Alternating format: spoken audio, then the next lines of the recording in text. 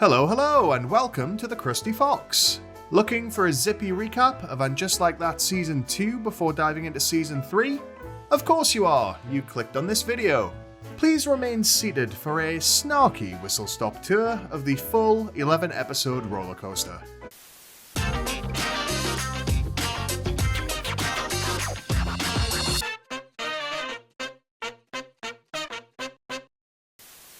After a full season grieving the loss of husband John Mr. Big Preston to moderate intensity exercise, Carrie Bradshaw's Season 2 was a mercifully positive uptick. Love life-wise, she had a couple of casual flings with podcast producer Franklin and businessman George, before two-time Most Tolerant Boyfriend Award winner Aidan Shaw came back into the picture. And it was about as messy as you'd expect. Mostly because Carrie couldn't help but wonder whether Aidan had been the one this whole time and her marriage to Big was a long, lucrative mistake. So much so that she sold her old, iconic apartment to down-on-her-luck downstairs neighbour Lizette and bought a fancy new place in Gramercy Park, with room enough for Aidan and his rubbish kids. Work-wise, the newly christened Sex and the City podcast made it 2 episodes before Carrie tanked the whole company. Very on brand. She pivoted back to non-fiction writing, releasing Loved and Lost, a memoir covering Big's death and the aftermath in typically po-faced, self-obsessed style. She also somehow adopted a cat, and named it Chew. Here's hoping it survives the whole next season despite Carrie's horrific track record with animals.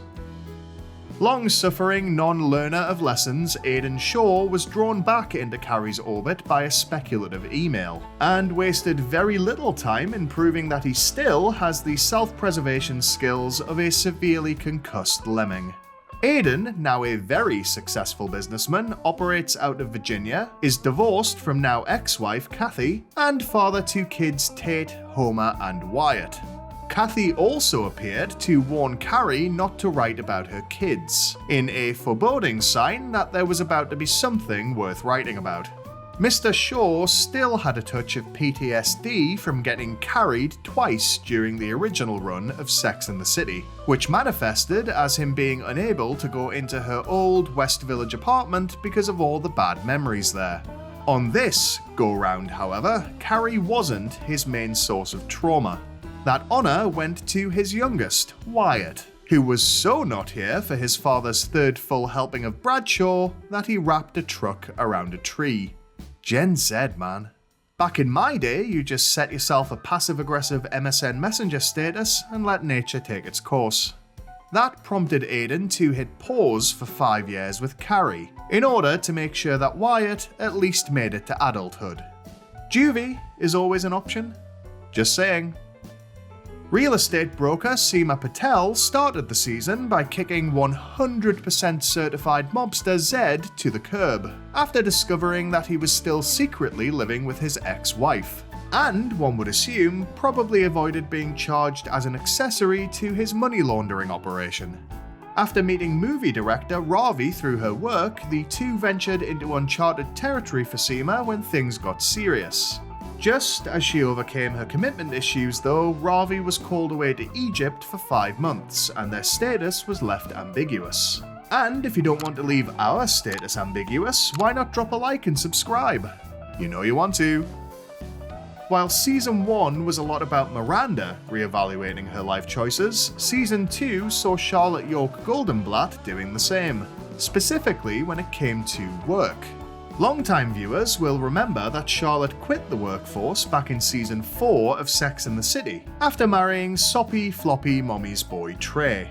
Fast forward 20 years, and a not very near-death experience led her to accept a position at the Kasabian Gallery, and recapture her youth via binge drinking with her young, catchphrase-spewing colleagues.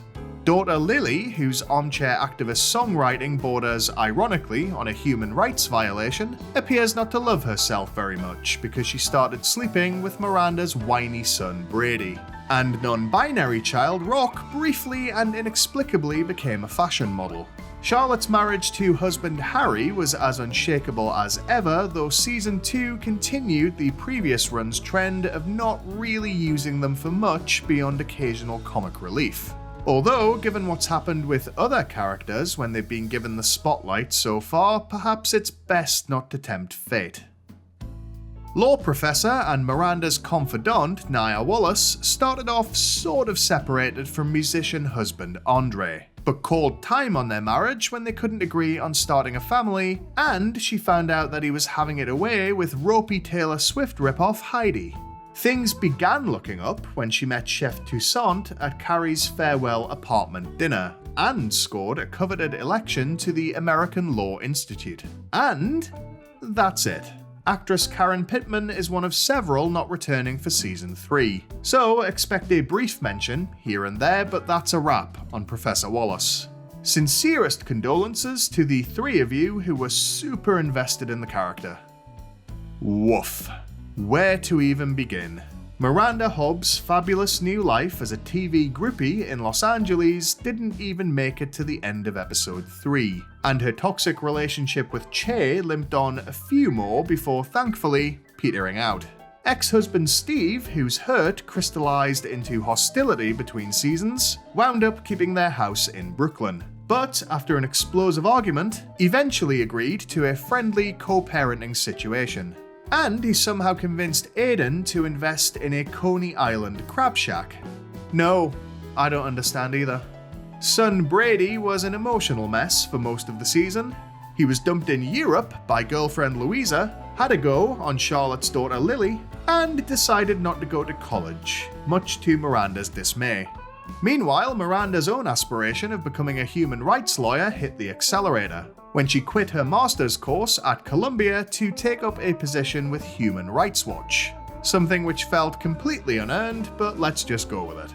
And after some brief rubbish post-Che dating, she also met BBC producer Joy, who we're destined to see more of considering English actor Dolly Wells has been added to the regular cast for Season 3. And I am already on the countdown to the first of what I'm sure will be many inevitable, terrible jokes at the expense of my people. Lisa Todd Wexley got a bit more development than some of the other new additions to the SATC universe, but that's not saying much.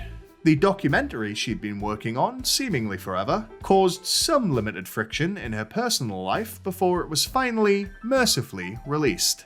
Which is when her personal life decided to pick up the slack by delivering an unexpected geriatric pregnancy.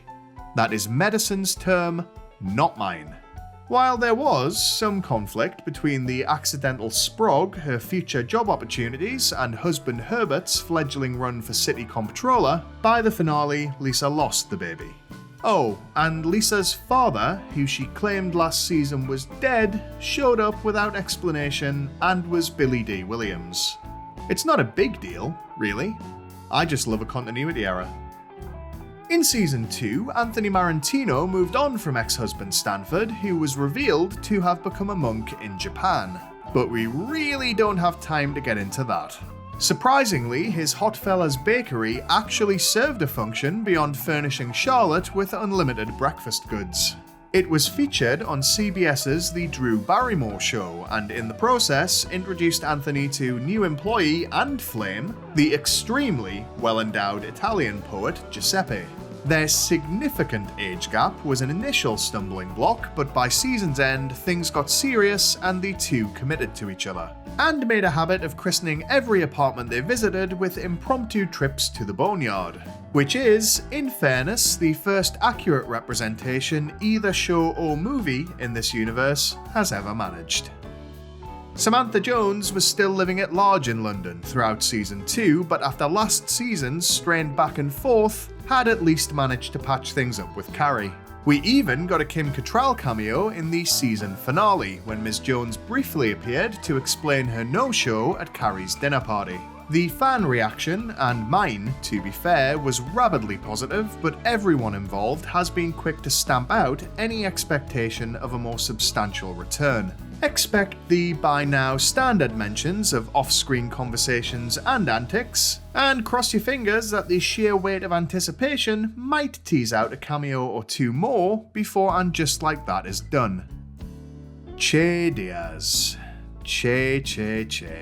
What was, I'm certain, supposed to be a well-liked character, absolutely bombed in Season 1 and didn't fare much better in Season 2. Their TV show was so successful that they wound up working the reception desk at a vet clinic back in New York.